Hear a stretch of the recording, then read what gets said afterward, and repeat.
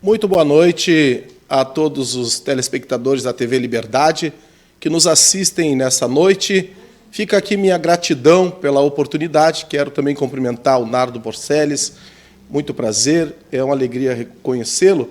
E também já quero parabenizar pela excelência na condução dessa grande apresentação, aos candidatos ao Conselho Tutelar da nossa cidade de Bagé. Fica aqui também nossa saudação à comissão eleitoral, na pessoa da dona Cândida Navarro, ao nosso querido Alessandro Oscarino Lima, que possa terminar esse pleito com muito êxito, porque assim começamos e assim desejamos encerrar.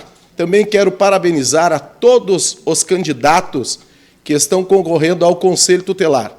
Quero dizer que não somos aqui adversários, somos aqui uma proposta para a nossa sociedade, para os bagienses. E eu espero que todos os bagienses possam se mobilizar nesse dia 26 de novembro e façam as suas escolhas, façam a escolha prudente, mas não deixem de cumprir com o seu dever de cidadão, fazendo assim um colegiado forte, dedicado e empenhado na garantia dos direitos da criança e do adolescente. Para quem não me conhece e está me assistindo, meu nome é Cláudio Rodrigues, eu tenho 45 anos, sou pai, sou avô, sou um cidadão de bem, sou conselheiro tutelar na atualidade. E estou aqui me apresentando nessa oportunidade para, mais uma vez, me colocar à disposição da nossa sociedade, dos bagienses. Estou formado em bacharel de teologia pelo Instituto João Ferreira Filho. Tenho trabalhado como missionário, tenho trabalhado como pastor de igreja, hoje cristão, assembleiano, e estamos à disposição da nossa sociedade para, com muito empenho, com muita dedicação, com muita coragem, acima de tudo, e com muita ética, continuar exercendo esta função tão importante para a nossa comunidade. Como eu disse, nós estamos aqui à disposição da nossa sociedade. E eu espero ser, mais uma vez, não só uma opção, mas ser uma proposta boa para você, para que você possa entender que o trabalho precisa ser feito, e precisa ser feito por pessoas que estejam dispostas a entregar o seu todo nesta causa tão importante. E eu estou aqui para entregar o meu todo nesta causa. Muito bem, se o candidato não quer usar o restante do tempo, passamos à segunda etapa do programa, que são os questionamentos. E aí perguntamos, por que o candidato quer ser um conselheiro tutelar? Nardo Borceles, Oscarino, Alessandro, essa resposta eu dei no ano de 2019, quando me coloquei a primeira vez à disposição para concorrer a esse cargo de conselheiro tutelar. Em 2017, eu ingressei no Conselho Tutelar como colaborador, sendo um motorista, para conduzir os conselheiros, para poder ser ali uma pessoa a conduzir aqueles profissionais que estavam na oportunidade a exercer a função de conselheiro tutelar. E ali eu quero frisar 3 pessoas, e quero destacar aqui com honra essas pessoas que me fizeram me apaixonar pela causa. Entre elas, Everaldo Cruz, que é um cara simpático, carismático, e aprendi com ele como é ser um conselheiro tutelar dedicado, esforçado. Outro em memória, o Felipe Dourado, um homem que era uma referência como conselheiro tutelar. E esse cidadão, ele tinha uma forma de conduzir o caso de uma maneira educada, de uma maneira que abraçava as famílias de uma maneira incomparável. E também quero aqui destacar com muita honra a conselheira, e sempre conselheira, deve ser lembrado por todo, Suzete Lara. Essa conselheira, ela abraçava a causa com amor, com dedicação, com empenho. E ali eu aprendi que o Conselho Tutelar ele não é um emprego, ele não é um cargo, ele é um encargo. O Conselho Tutelar não é um trabalho, ele é uma vocação. Então, para ser um conselheiro tutelar, você precisa entender, primeiramente, que lá não é um emprego. Lá você precisa entender que o Conselho Tutelar, para você querer estar lá, você tem que sentir ser um conselheiro. E eu senti naquela oportunidade que era aquilo, Borceles, que eu queria para a minha vida. que era aquilo que eu queria fazer. Entre tantas coisas que podemos fazer, eu sei que aqui muitos relataram, expressaram suas profissões, entre elas pedagogos, psicólogos, assistente social. Muito bonito, e todos são valorosos, e todos têm a sua honra diante da sociedade. Mas as nossas funções seculares, elas podem ser agregadas no Conselho Tutelar, mas elas não são determinantes para exercer o cargo. O que vai determinar exercer um cargo como conselheiro tutelar é você ser apaixonado pela causa e não pelo cargo. Então, eu quero dizer que estar no Conselho Tutelar, para mim, é uma vocação, é um prazer estar lá. É, acima de tudo, um desejo trabalhar pela causa e não pelo cargo. Muito bem, candidato. Tempo estourado. Passamos ao segundo questionamento. Lhe perguntamos, dentre as tantas atribuições do Conselho Tutelar, quais o senhor elencaria como as 3 mais importantes? Porceles, Oscarino e a todos que estão nos assistindo nessa oportunidade, primeiramente, nós precisamos entender qual é a função do conselheiro tutelar. Eu vejo que as pessoas elas tentam colocar algo que pareça ser certo, como prioridade para exercer a função de conselheiro. Mas nós estamos muito bem regimentados, nós estamos muito bem alicerçados pelo Estatuto da Criança e do Adolescente. No Conselho Tutelar não se inventa, no Conselho Tutelar não se dá o jeitinho brasileiro.